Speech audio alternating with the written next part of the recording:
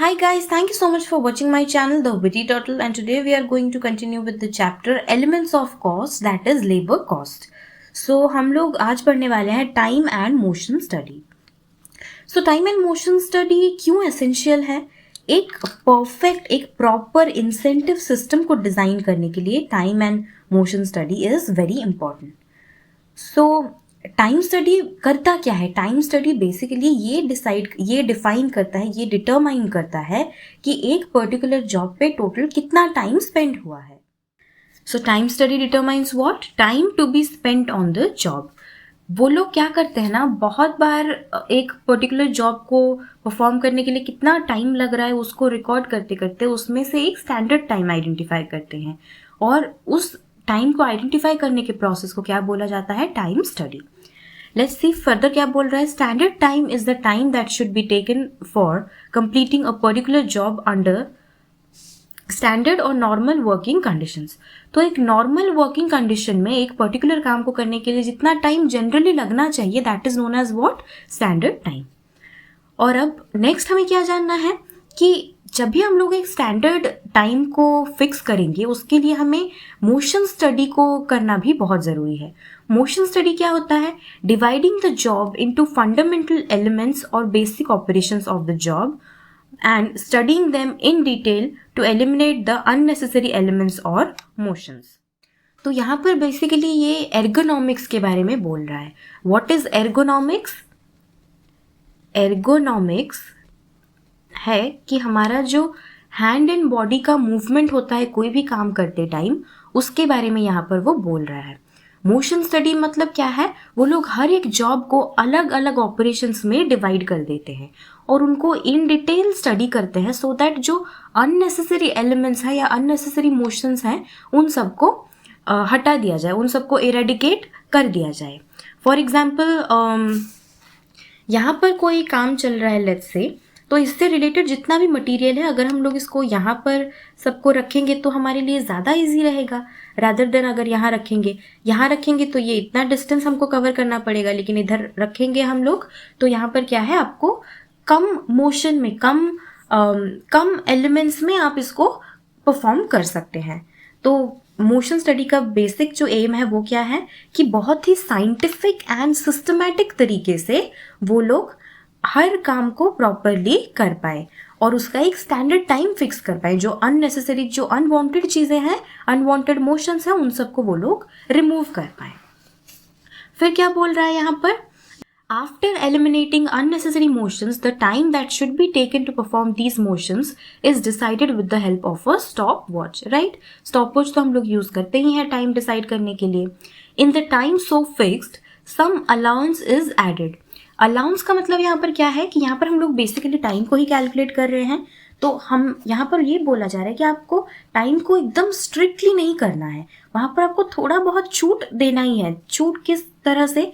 जैसे कि कभी कभी फटीग हो जाता है, जो वर्कर्स होते हैं, जो लेबर्स होते हैं, उनको काम करते करते थकान आ जाती है, फटीग हो जाता है, तो उसके लिए भी हमें थोड़ा सा अलाउंस रखना पड़ेगा.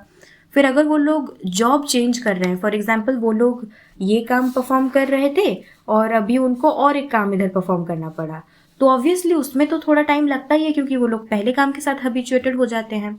Next is change of tools. वो लोग जिस इक्विपमेंट के साथ, जिस मशीन्स के साथ डील कर रहे हैं, अगर वो चीज़ें चेंज हो जाती हैं तो उस केस में भी उनको थोड़ा सा टाइम तो लगता ही है. And preventive maintenance of machines. कोई भी मशीन्स का जब ब्रेकडाउन ना हो करके जो प्रिवेंटिव मेंटेनेंस किया जाता है उस टाइम में भी उनका थोड़ा सा टाइम का जो है वो लॉस होता है. तो जब भी हम लोग स्टैंडर्ड टाइम फिक्स करेंगे, ज़रूरी नहीं है कि अगर हमारा स्टॉप वॉच 33 मिनट्स पे रुक गया तो हम लोग उसको 33 मिनट्स ही रखें. उसमें हम लोग थोड़ा बहुत अलाउंस दे सकते हैं और 33 मिनट्स को हम लोग 37 या 38 मिनट्स भी कर सकते हैं. नेक्स्ट क्या है? अभी हम लोग पढ़ने वाले हैं व्हाट आर द ऑब्जेक्टिव्स और AIIMS of time and motion study.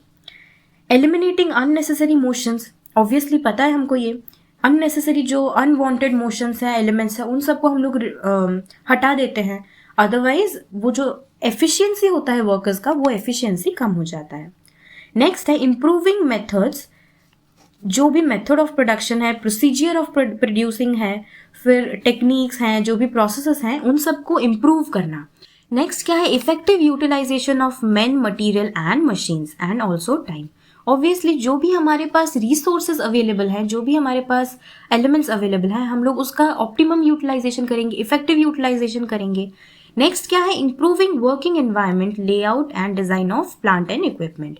Right, जो भी हम लोग का वर्किंग एनवायरनमेंट है, जो भी हम लोग का करंट कंडीशंस हैं, उन सब का इम्प्रूव करना, उन सब का इम्प्रूवमेंट कराना, एक प्रॉपर लेआउट उनके लिए डिज़ाइन करना, जो भी प्लांट और इक्विपमेंट हैं, ये सब भी one of the most important objectives हैं किसके, टाइम एंड मोशन स्टडी के।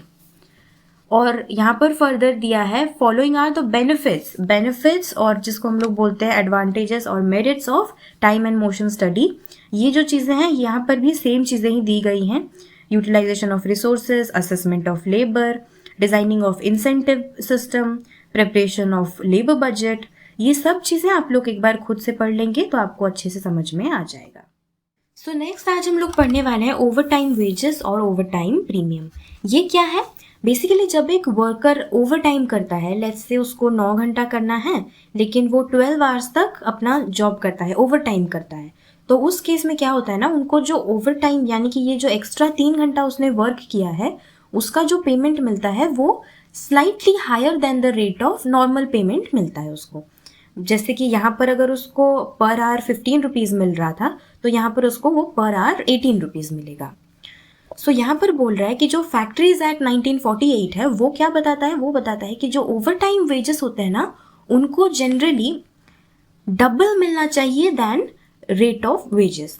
मतलब अगर यहाँ पर 15 मिल रहा है तो यहाँ पर उसको कितना मिलना चाहिए, डबल 30 मिलना चाहिए। फैक्ट्रीज एक्ट जो है वो ये बताता है। और ये भी बोल रहा है कि उन सारे केसेस में जहाँ पर कि फैक्ट्रीज एक्ट एप्लीकेबल नहीं भी होती हैं, उन सारे केसेस में भी एक ऐसा प्रैक्टिस है कि जो भी ओवर टाइम करता है उनको हायर रेट्स मिलते हैं, ज़्यादा पेमेंट मिलता है। So according to cost accounting standard 7 the overtime premium is defined as overtime is the time spent beyond the normal working hours which is usually paid at a higher rate than the normal time rate. Okay? ये तो definition ही self explanatory है, ये आपको पढ़ के तो खुद समझ में आ जा रहा है कि ओवर टाइम क्या है, वो टाइम है जो कि आप नॉर्मल आवर्स के बाद आप स्पेंड कर रहे हो, यानी कि ये जो 3 आवर्स है this is your over time, right. और यहाँ पर क्या है, यहाँ पर इनको जिस रेट में मिल रहा है उससे हायर रेट में यहाँ पर ओवर टाइम करने पे उनको पेमेंट मिलता है। सो अब हम लोग पढ़ेंगे कि treatment of over time in cost records. Cost records में हम लोग ओवर टाइम को कैसे ट्रीट करेंगे। तो यहाँ पर बोल रहा है कि according to cost accounting standard 7 overtime premium shall be assigned directly to the cost object और ट्रीटेड एज ओवरहेड्स। या तो वो डायरेक्टली कॉस्ट ऑब्जेक्ट को ही चार्ज किया जाएगा या फिर उसको एज अ ओवरहेड ट्रीट किया जाएगा, depending on the economic feasibility and specific circumstances requiring for such overtime. So यहाँ पर हमें 4 ट्रीटमेंट गिवन है, 4 केसेस गिवन है जहाँ पर हमें जो ओवर टाइम है उसको कैसे ट्रीट करना है ये हम लोग पढ़ेंगे। सो फर्स्ट क्या बोल रहा है, अगर ये जो ओवर टाइम कर रहा है एक वर्कर, वो कर रहा है because of urgency of the work है या उनको बहुत एक टाइम लिमिट है जिसके बीच में उनको ये सबमिट करना है।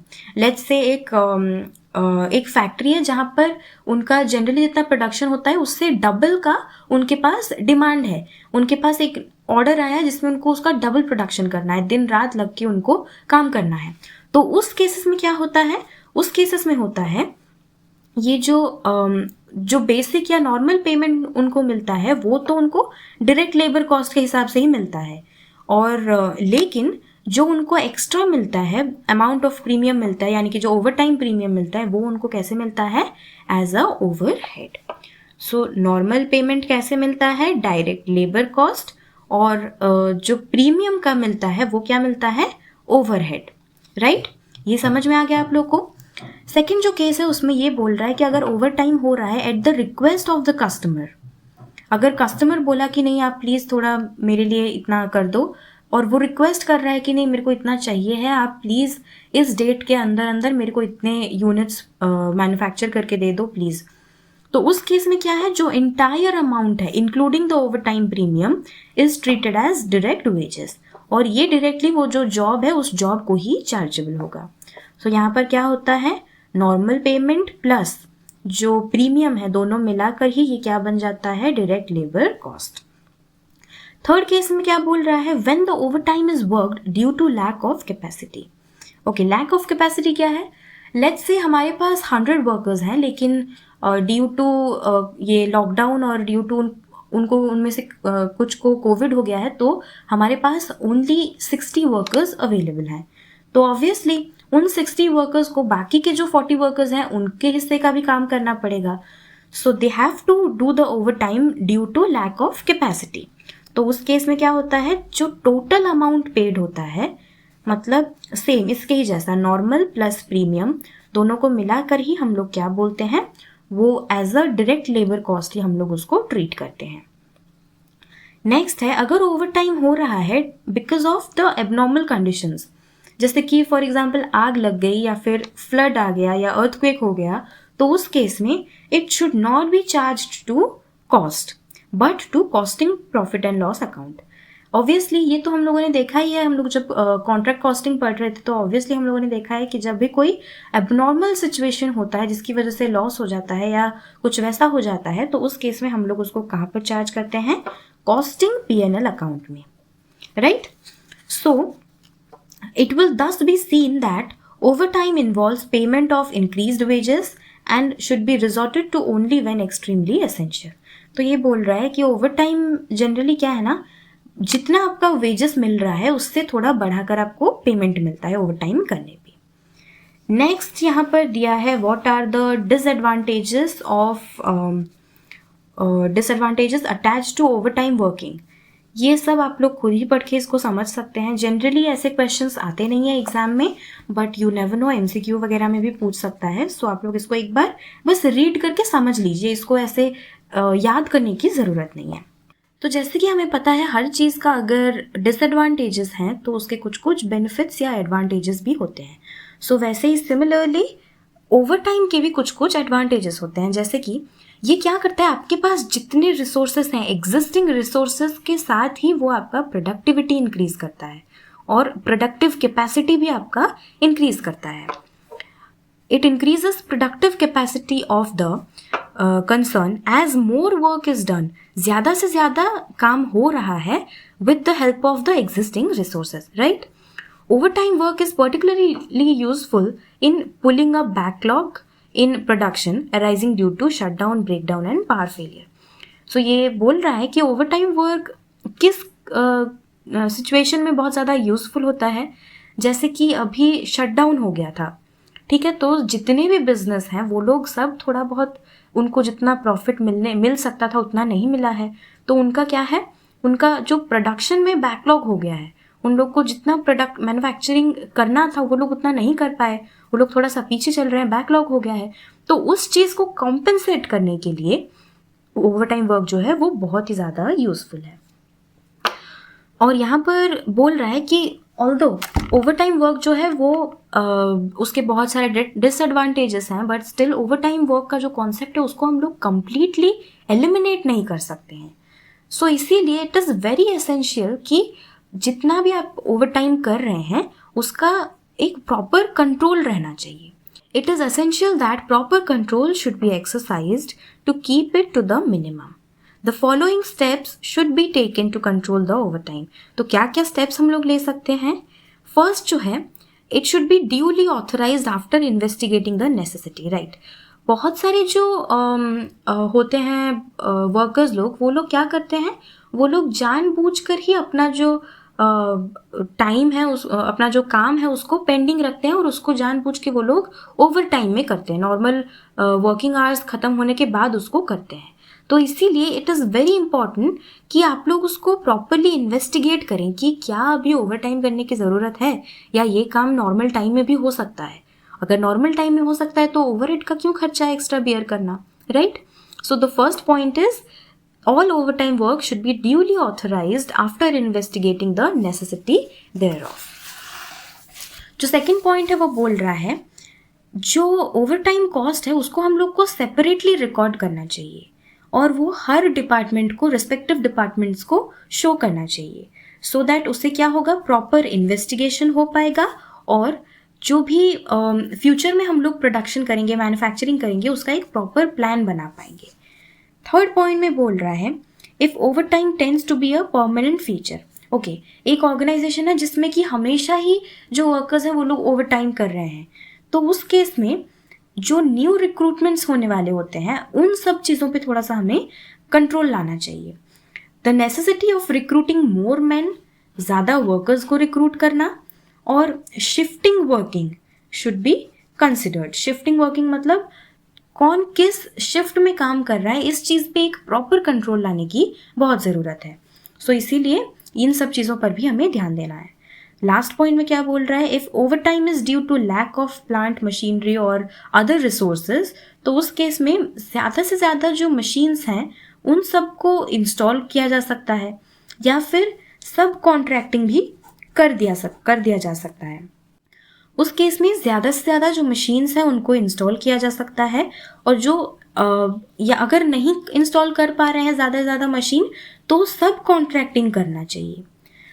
And to restrict production so as to complete it within the normal time. और अगर हमारे पास उतना ज़्यादा प्लांट मशीनरी नहीं है और हम लोग इंस्टॉल भी नहीं कर पा रहे हैं, सो हम लोग सब कॉन्ट्रैक्टिंग कर सकते हैं, सो दैट हम लोग जितना हमारा नॉर्मल टाइम है उतने टाइम के बीच ही हम लोग उसको कंप्लीट कर पाएँ। जितना भी प्रोडक्शन है हमारा करना, उतना हम लोग कंप्लीट कर पाएँ। आई होप आप लोगों को आज का ये क्लास पसंद आया, और अगर आपको ये वीडियो पसंद आया प्लीज़ इस वीडियो को लाइक करें, अपने दोस्तों के साथ शेयर करें, और मेरे चैनल द विटी टर्टल को सब्सक्राइब करें। और अगर आप लोगों को कोई भी डाउट अराइज होता है तो प्लीज़ आप लोग मेरे टेलीग्राम ग्रुप को ज्वाइन करें, और उसका लिंक मैंने डिस्क्रिप्शन बॉक्स में दे रखा है, so please go and check it out.